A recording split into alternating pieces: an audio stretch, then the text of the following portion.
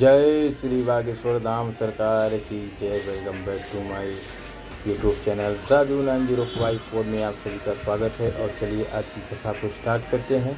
और आज की कथा सबसे अच्छी और सबसे बेहतर होने वाली है। अब भगवान मणि लेके राजा के पास आए। सुनो सत्राजित, सावधान, हमारे ऊपर कलंक लगा रहे थे कि हमने तुम्हारे भाई को मरवा दिया, भाई को मरवा दिया, भाई को मरवा। ये देखो, ये तुम्हारी मणि रही, हमने नहीं मारा, एक सिंह ने मारा है। और उस सिंह को एक जामवंत जी ने मारा।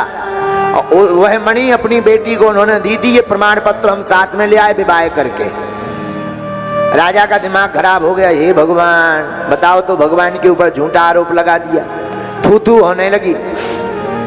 राजा माफी मांगने लगा, महाराज हमको क्षमा कर दीजिए। गिलानी से भर गए सत्राजित।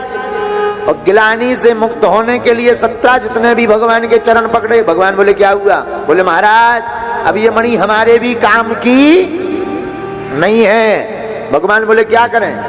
सरकार, हमारी एक बेटी है जिसका नाम है सत्यभामा। क्या नाम है? क्या नाम है? सत्यभामा। आप एक काम करो, हमारी बेटी के साथ विवाह कर लो। भगवान बोले दो तो पहले ही हो चुके, सरकार तीसरो सही।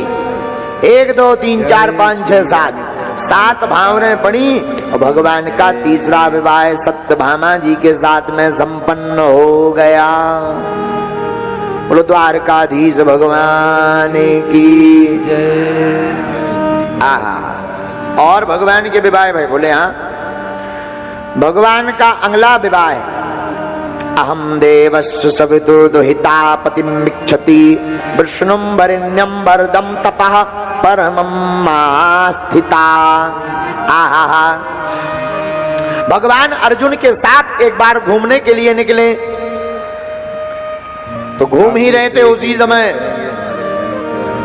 भगवान रथ से जा रहे थे। यमुना तट पर एक कन्या को तपस्या करते देखा। तो भगवान ने अर्जुन को कहा, जाओ पूछो ये देवी जी कौन है, किसकी तपस्या और क्यों कर रही हैं। आहा।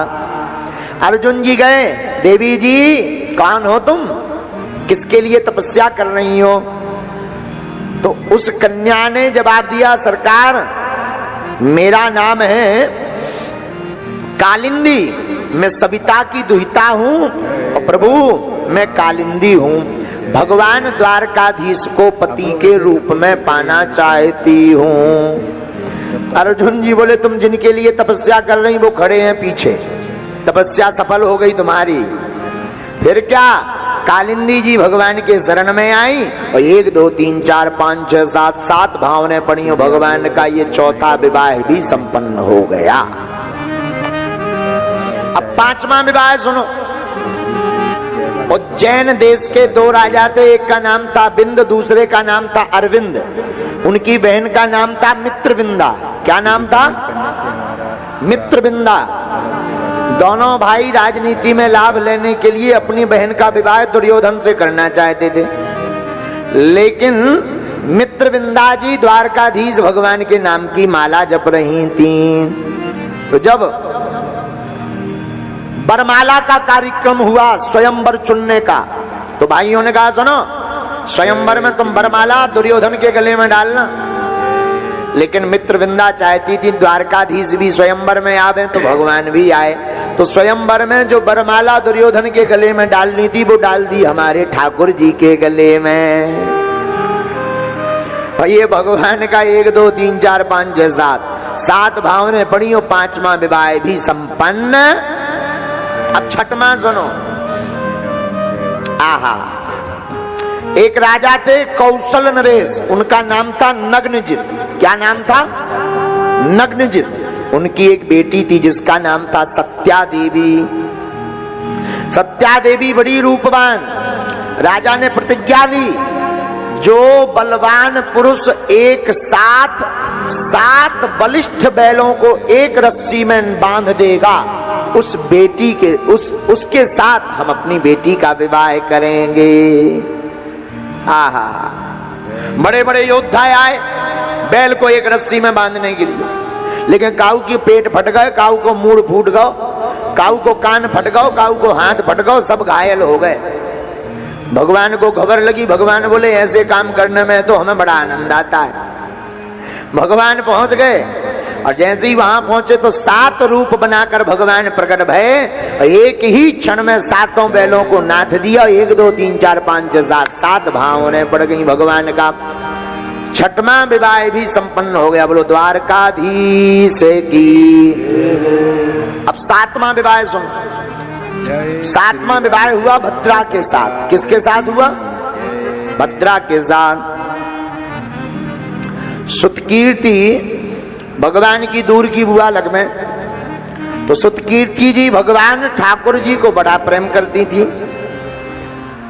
श्री सुतकीर्ति जी ने विचार किया कि अगर हम अपनी बेटी का विवाह ठाकुर जी के साथ करवा देंगे तो भगवान से हमारा नजदीक का नाता हो जाएगा। तो भगवान के चरणों में अपनी बेटी को समर्पित कर दिया। सरकार, हम आपसे नाता जोड़ना चाहते हैं, हमारी बेटी को स्वीकार करो। और 1 2 3 4 5 6 7 भावने पड़ी। भगवान का 7वां विवाह भी संपन्न हो गया। 8वां विवाह लक्ष्मणा के साथ हुआ। मछली घूमती हुई मछली में निशाना लगाकर नीचे की तरफ देखकर भगवान ने लक्ष्य भेदन किया। तो भगवान का 8वां विवाह लक्ष्मणा जी के साथ में हो गया। बोलो वृंदावन बिहारी की जय। ये तो 8 विवाह भय। 16,100 विवाह भगवान के इकट्ठे भय। भौमासुर नाम का राजा, जो नरकासुर था, पृथ्वी का पुत्र, वो जितने भी राज्य में आक्रमण करने जाता था वहां से सुंदरियों को जो है कैद करके लाता था। भगवान को पता लगा, भगवान युद्ध करने पहुंच गए और भौमासुर से युद्ध करके भौमासुर को हरा दिया। 16,100 रानियों को बंधन से मुक्त कर दिया। भगवान बोले अपने अपने घर को जाओ। रानियां जो दासियां बंदी गृह में थी वो हाथ जोड़कर बोली सरकार माफ करो, हम नहीं जाएंगे। क्यों? अब कौन हमें स्वीकारे?